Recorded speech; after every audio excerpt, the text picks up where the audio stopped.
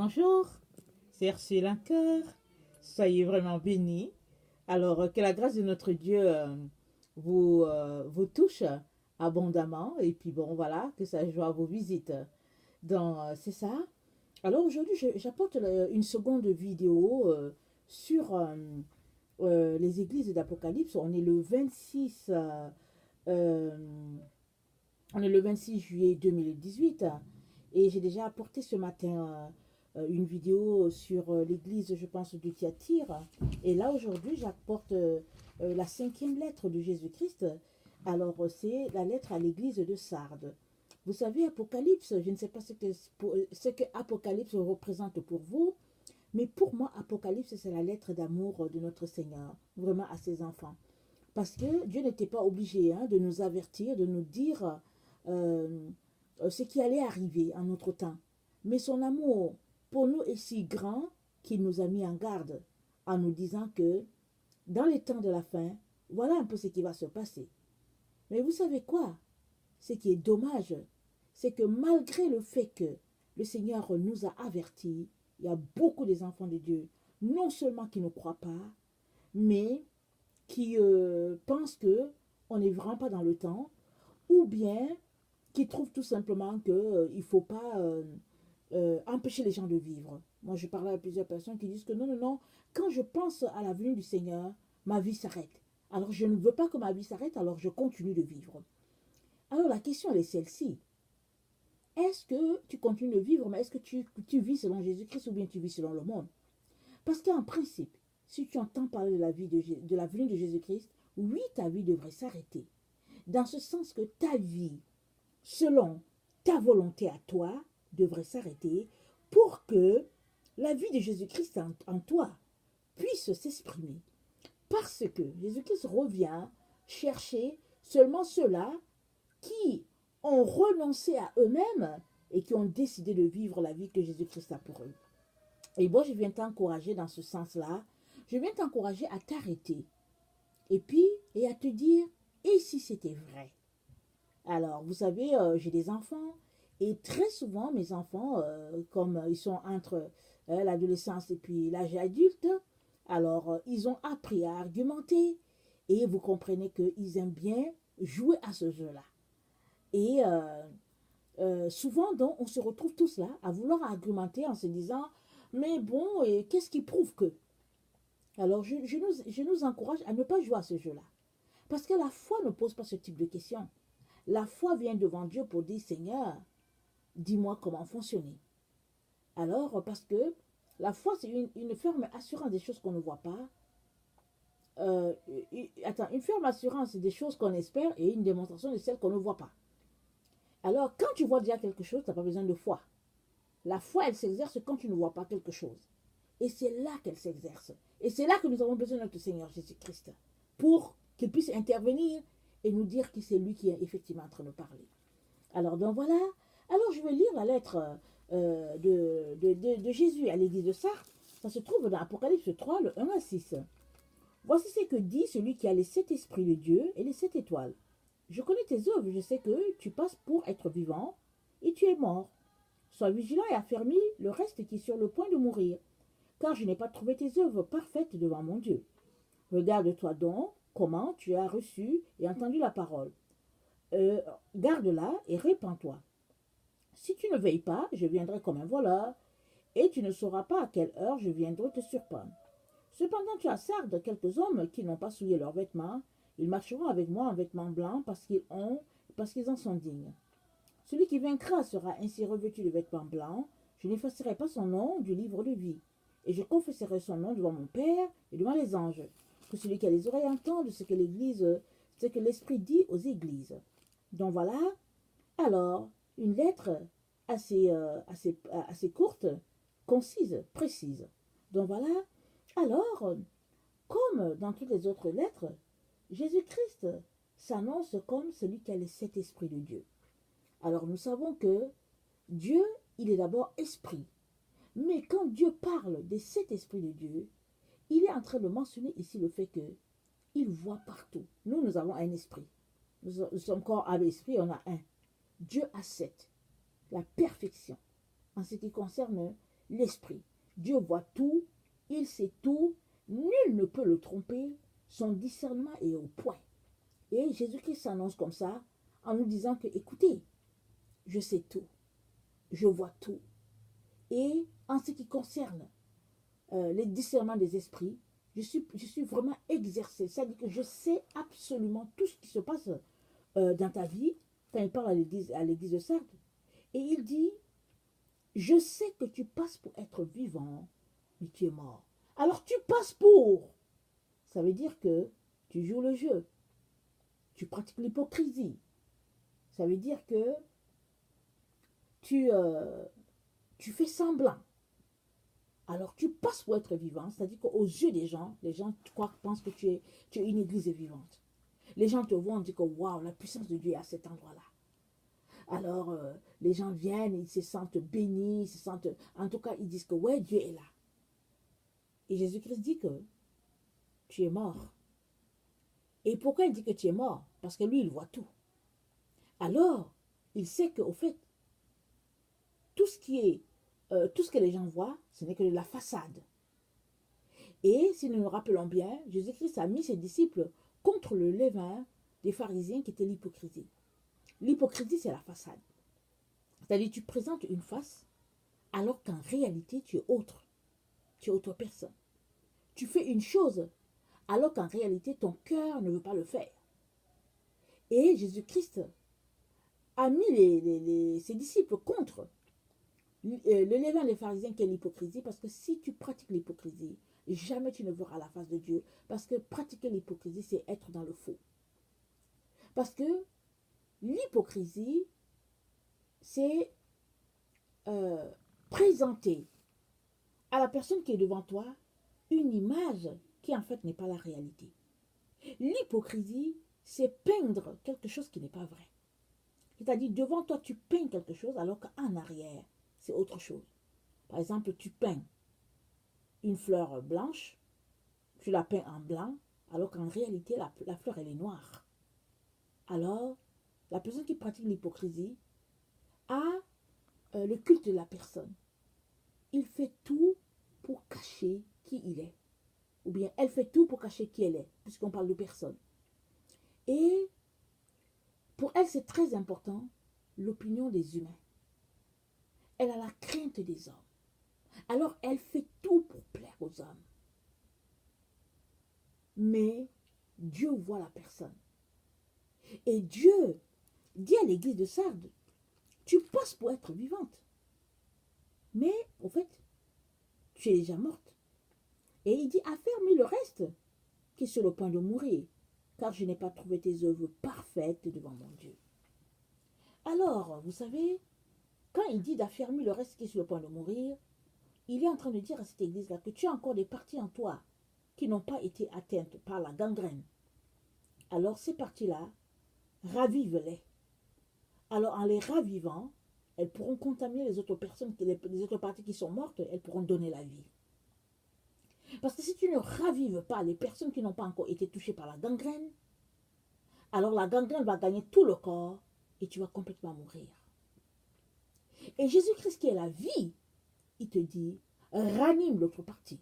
Parce que lui, il va te donner la force de communiquer la vie à ton corps qui est en train de mourir. Si nous nous rappelons dans Apocalypse 11, ça nous dit que les 2 témoins de la fin vont mourir sur la place publique. Et pendant 3 jours et demi, leur corps sera laissé. Les gens ne voudront pas que leur corps soit enterré. Mais alléluia, une puissance de vie va entrer en eux. Alors, ils vont reprendre vie. Ils vont se lever sur leurs 2 pieds. Est-ce que leur corps aura été en décomposition? Ça, je ne sais pas. S'ils meurent en été, vous pouvez être sûr que le corps sera en décomposition, rempli de mouches et de toutes sortes d'insectes. Mais si c'est en hiver, bon, ils ont la grâce que la glace conserve. Mais si c'est en été, ce sera terrible à voir. Ça sera affreux à voir. Mais vous savez quoi? La Bible nous dit que les hommes vont refuser qu'ils soient enterrés. C'est-à-dire que les hommes seront tellement atteints de méchanceté que ils refuseront. Ils vont continuer de voir ce corps-là dégoûtant à voir.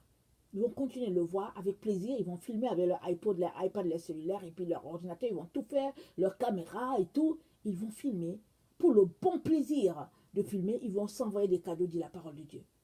Mais alléluia, Dieu qui vit va donner à ces gens-là la puissance d'en haut et ils vont se réveiller. Et non seulement ils vont se réveiller, mais ils vont monter sous l'acclamation de plusieurs et l'admiration de plusieurs. Ceci pour dire que si celui qui a la vie, ou bien si celui qui est la vie, te dit que ranime l'autre partie qui est sur le point de mourir, c'est que il te donne aussi la capacité de ranimer cela.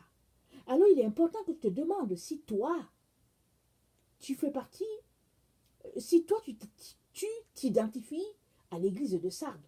Parce que cette église-là, Jésus-Christ a dit, je n'ai pas trouvé tes œuvres parfaites. Je n'ai pas trouvé tes œuvres parfaites. À quelque part, Jésus-Christ nous dit, soyez parfaits comme votre Père est parfait. Alors ça veut dire que Dieu a mis en nous les dispositions pour être parfaits. Maintenant, c'est un choix. Il y a des gens qui aiment marcher dans la fausseté. C'est des personnes qui sont tellement tordues que tout ce qu'elles font, il faut qu'elles soient dans la fausseté. Il y a d'autres personnes qui aiment marcher dans la droiture. Peu importe ce qui arrive, ils veulent dire la vérité, ils ne veulent pas tricher, ils ne veulent pas passer par d'autres choses. Et Jésus-Christ dit à l'église de Sardes, je n'ai pas trouvé tes œuvres parfaites. Alors, entre toi et moi, est-ce que nos œuvres sont parfaites? Parce que si nos œuvres ne sont pas parfaites, nous sommes déjà en abomination à notre Dieu. Parce que si Jésus-Christ nous a rachetés, si Jésus-Christ nous a délivrés, c'est pour la liberté. Il nous a affranchis pour que nous puissions être libres, vraiment, de l'esclavage que Satan a mis sur nous. Alors si toi aujourd'hui tu es un enfant de Dieu, que tu marches devant le Seigneur et que tu n'expérimentes pas la liberté de Jésus-Christ, pose-toi des questions. Demande-toi si tu connais vraiment Jésus-Christ. Et si l'Esprit de Dieu en toi confirme que tu le connais, alors demande à Jésus-Christ pourquoi tu n'es pas libre, pourquoi tu n'es pas affranchi. Parce que je te dis, Jésus-Christ est venu pour nous affranchir.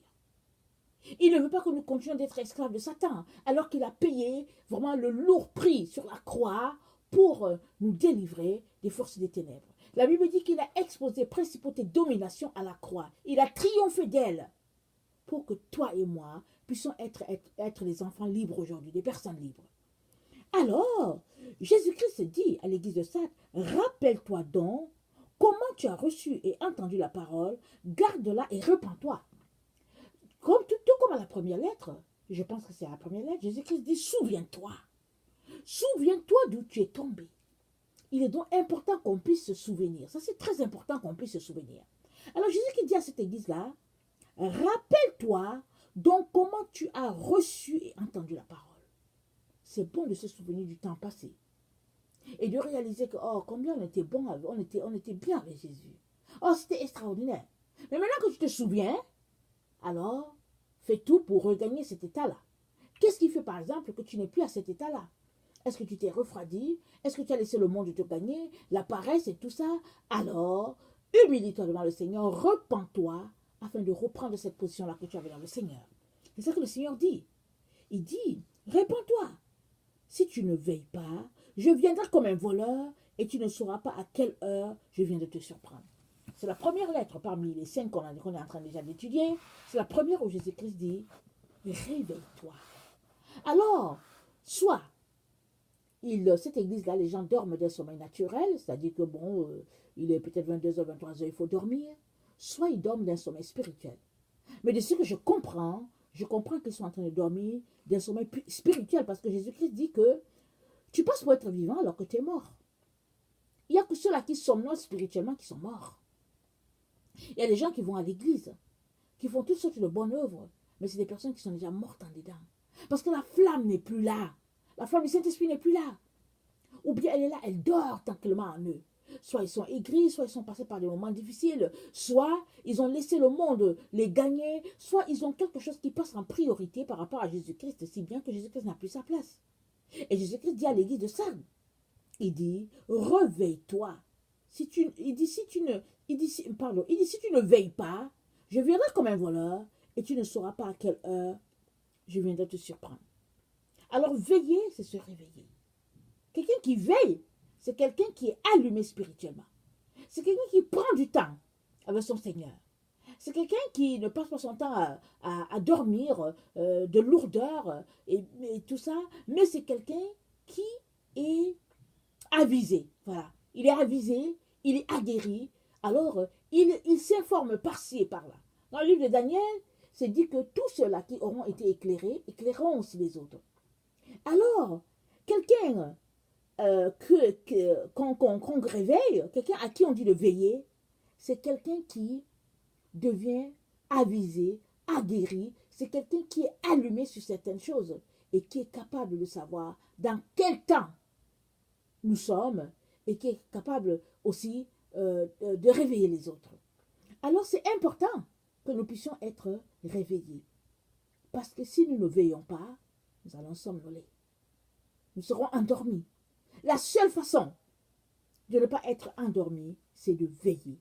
C'est de prendre du temps d'intimité devant le Seigneur. C'est de prendre du temps pour enlever certaines choses qui sont de trop. Et puis de nous concentrer vraiment à étudier notre Seigneur Jésus-Christ et à lui rendre toute la gloire dans toute sa dimension.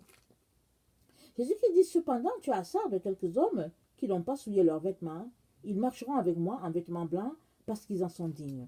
Donc voilà, il y a des personnes quand même dans cette église de Sardes-là qui ne font pas comme les autres. Et c'est des personnes qui n'ont pas, qui ne passent pas pour être vivants. C'est des personnes qui sont vraiment vivantes.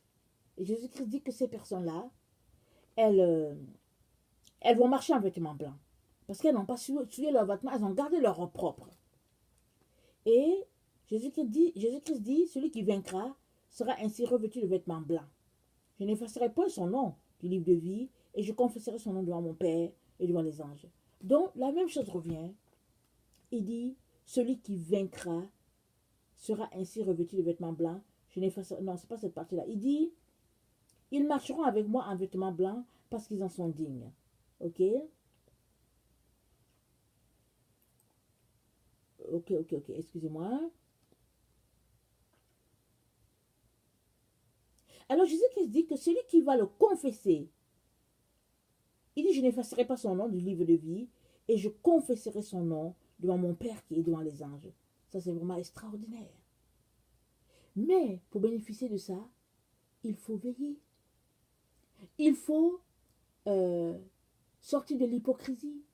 Il faut sortir de la double vie et de mener une vie de pureté devant son Seigneur. C'est d'être honnête dans son amour envers le Seigneur. Jésus-Christ a dit que l'amour soit sans hypocrisie. Et je pense que ça c'est dans Romains. Alors, on n'a pas le temps à l'hypocrisie ici. À l'église de Sardes, Jésus-Christ dit, tu passes pour être vivant alors que tu es mort. C'est une église qui pratique l'hypocrisie en outrance. Elle fait croire aux gens que bon, là en son sein, il y a la vie, tout est clean, tout est ok. Mais Jésus-Christ dit, moi j'ai le Saint-Esprit, je vois tout. Répands-toi. Alors moi je ne sais pas si c'est une situation comme ça que tu vis. Parce que je crois que les 7 lettres sont des lettres où nous pouvons nous retrouver chacun pour sa part. Et puis ces lettres peuvent être des miroirs pour nous. Et ce serait intéressant si tu découvres par exemple que au fait, la lettre de Sardes s'applique à toi. Parce que, au fait, tu vas répondre à cette invitation de Jésus-Christ qui dit, rappelle-toi donc comment tu as reçu et entendu la parole, garde-la et répands-toi. Si tu ne veilles pas, je viendrai comme un voleur. Et tu ne sauras pas à quelle heure je viendrai te surprendre. Alors, quand Jésus-Christ reviendra, il y a beaucoup de personnes qui seront surprises. Tout le monde sera surpris parce qu'il n'avertit pas. Il ne dit pas quand est-ce qu'il va venir.